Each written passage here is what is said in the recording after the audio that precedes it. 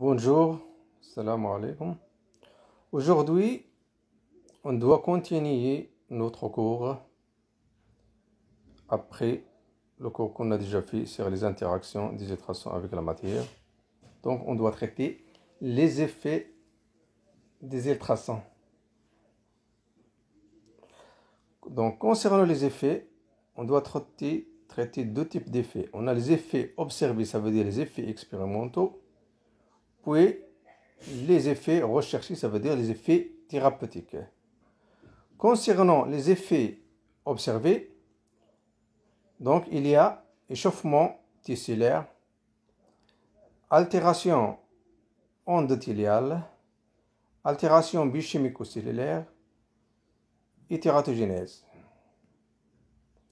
Les mécanismes par lesquels les ultrasons peuvent occasionner des lésions tissulaires sont multiples.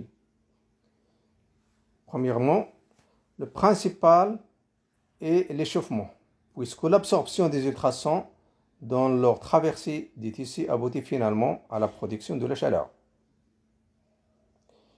Puis, des effets mécaniques ont été observés par exemple avec une altération de l'endothélium, ce qui peut par exemple compromettre l'étanchéité de la barrière hémato-encéphalique. Puis, des altérations biochimiques ou bien cellulaires ont pu être observées sur des modèles expérimentaux avec des hémorragies pulmonaires, de même que des effets mutagènes. Cependant, les études épidémiologiques menées jusqu'à présent sur des populations soumises ou non à un diagnostic ultrasonographique au cours de la grossesse n'ont pas apporté la preuve d'effets significatifs sur le taux de malformation ou incident de grossesse. Donc, les effets les majoritaires qu'on peut traiter, donc il y a trois. Effet thermique, c'est l'échauffement tissulaire. Effet mécanique, c'est l'altération de l'endothélium. Puis, effet biochimique ou bien cellulaire, ce sont des altérations biochimiques ou bien cellulaires qu'on peut observer dans des modèles expérimentaux. Maintenant, on passe aux effets recherchés, ça veut dire l'exploitation des effets des ultrasons dans le domaine de la thérapeutique. Parmi ces exploitations, on a ce qu'on appelle la lithotripsie. Donc, c'est la fragmentation du calcul du voie urinaire. Puis, traitement des calcifications tendineuses. Augmentation de la perméabilité cutanée aux médicaments. Nécrose tissulaire, c'est la blathermie, surtout pour la prostate et dans le domaine de la neurochirurgie.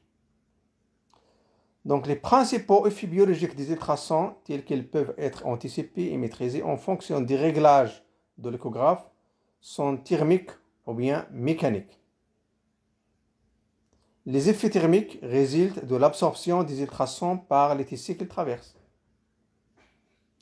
Par contre, les effets mécaniques, qui apparaissent généralement à de plus forte intensité, se manifestent par des phénomènes de la cavitation. Donc, les effets mécaniques sont reliés à ce qu'on appelle la cavitation, c'est-à-dire l'apparition lors des baisses relatives de pression au passage de l'onde ultrasonore de cavités aux bulles de vide, ou bien de gaz antérieurement dissous ou de vapeur. Donc, l'élément principal de l'effet mécanique, c'est l'apparition de la cavitation. Par contre, l'effet biologique des ultrasons concernant l'effet thermique et l'effet mécanique, c'est des effets qui sont majoritaires en échographie. Mais le réglage de l'intensité des ultrasons permet d'éviter les effets thermiques. Maintenant, on doit traiter la partie mécanique, les effets mécaniques. Donc les conséquences, on a dit que l'effet mécanique permet de donner ce qu'on appelle la cavitation au sein de notre milieu. Donc les conséquences de la cavitation,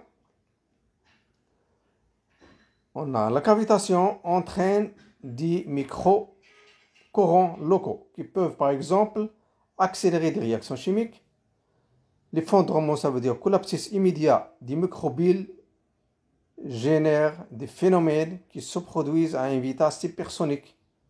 Ça veut dire que c'est une vitesse qui dépasse la vitesse du son.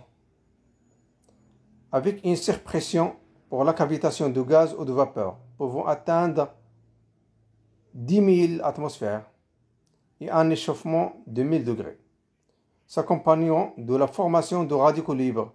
Ces phénomènes peuvent donc produire des effets à l'échelle moléculaire.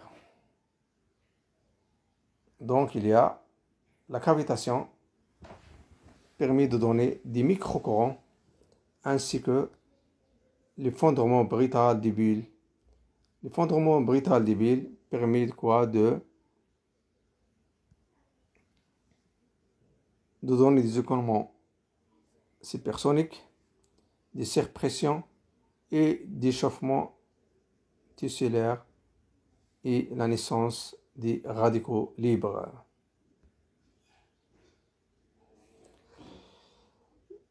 On continue.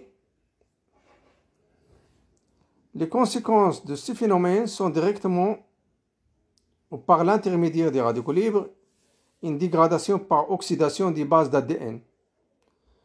Une dégradation par oxydation des bases d'ADN, d'éventuelles ruptures des chaînes d'ADN et à l'échelle cellulaire des altérations de la membrane. Par contre, à l'échelle tissulaire, une dénaturation des protéines par échauffement qui peuvent être observées. Donc, la cavitation, qui est le résultat des effets mécaniques des ultrasons, elle permet de donner des problèmes au niveau des bases d'ADN, au niveau de la molécule d'ADN par oxydation et rupture simple ou bien double brin, au niveau de la cellule par la rupture membranaire, au niveau des tissus par élévation de température avec dégradation de la structure des protéines. Donc, la cavitation donne des problèmes à l'échelle de la cellule et s'y constituant surtout l'ADN. Le risque de cavitation, il est lié à un indice qui s'appelle l'indice mécanique. Cet indice mécanique ME est égal à P, c'est racine carrée de F. P, c'est la pression acoustique en kilopascal et F, c'est la fréquence en mégahertz. Un indice mécanique ME est donc été défini pour caractériser le risque de cavitation. Donc le risque de cavitation, on peut le prévoir par la mesure de l'indice mécanique. Donc il est fonction de la pression acoustique et inversement fonction de la racine carrée de la fréquence ultrasonore. Il est donc plus élevé avec des basses fréquences et le risque de cavitation étant accru lorsque des bulles sont déjà présentes dans le milieu. L'utilisation d'un produit de contraste qui est formé par des microbilles en général. Donc l'utilisation d'un produit de contraste ultrasonore est particulièrement concernée par ce phénomène. Les intensités ultrasonores élevées ont en effet pour conséquence de provoquer l'éclatement des microbilles, générant des effets mécaniques potentiellement délétères. Donc, pour prévoir la cavitation qui a des effets néfastes sur les tissus humains, il faut mesurer ce qu'on appelle l'indice mécanique. Et cet indice mécanique est égal à la pression acoustique sur la racine carrée de la fréquence ultrasonore.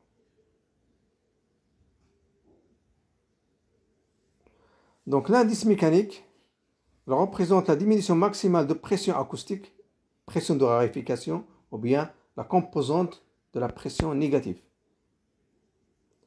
généré par le passage des ultrasons divisé par la racine carrée de la fréquence. Donc MI égale PC racine F. Dans la pratique, l'indice mécanique MI varie de 0,05 jusqu'à 1,9. Donc il ne devrait jamais dépasser 1,9, mais doit être beaucoup plus faible pour des applications à des tissus sensibles. Par exemple, l'indice mécanique doit être inférieur à 0,23 pour l'œil. Ce calcul ne prend pas en compte les caractéristiques des tissus de sorte qu'il n'a qu'une valeur indicative. Les conséquences de ce phénomène sont directement ou par l'intermédiaire des radicaux libres, une dégradation par oxydation des bases de l'ADN, des ventiles ruptures de la chaîne d'ADN et à l'échelle cellulaire, des altérations de la membrane. À l'échelle tissulaire, une dénaturation des protéines par échauffement peut être observée. Donc on doit introduire ici une autre notion, c'est la pression acoustique maximale. Cette pression acoustique maximale, elle permet de mesurer l'intensité ultrasonore. Donc l'intensité I en watts par centimètre carré, elle est proportionnelle à l'amplitude. Donc I égale P carré sur 2 ρ C. P c'est la pression acoustique, ρ c'est la densité et C c'est la célérité des ultrasons. Toujours ces effets sont directement liés à l'intensité acoustique, donc l'énergie par unité de surface des faisceaux ultrasonores et par unité de temps. L'intensité acoustique est proportionnelle au carré d'amplitude. C'est le P carré. Elle dépend de la densité des milieux traversés et de la vitesse de propagation des ultrasons dans ce milieu. Voilà, donc on a fini. On a donné un aperçu général sur les effets des ultrasons. Donc on a dit qu'ils se divisent en 3 parties. Il y a des effets thermiques, des effets mécaniques, biochimiques. Ce sont les 3 effets qui sont majoritaires. Et en ce qui concerne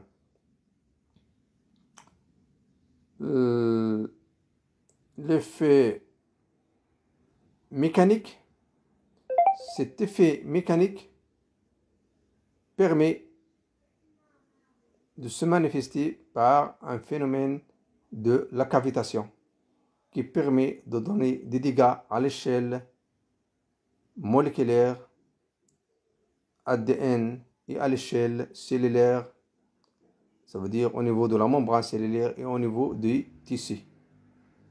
Et donc, ce phénomène de cavitation peut être mesuré ou bien on peut le prévoir en mesurant ce qu'on appelle l'indice mécanique qui est égal à P sur racine F qui est la fréquence. Et l'intensité ultrasonore, il est en relation avec l'amplitude de la pression sur les caractéristiques du milieu, ça veut dire de ρ C. Et donc, fin de cette partie-là qui est les effets des ultrasons. Mais en pratique échographique, ce qu'il faut retenir, qu'il n'y a pas en général de problème concernant les effets, vu que l'intensité acoustique ou bien l'indice mécanique est très faible et donc les risques ne sont pas majoritaires pour l'échographie diagnostique.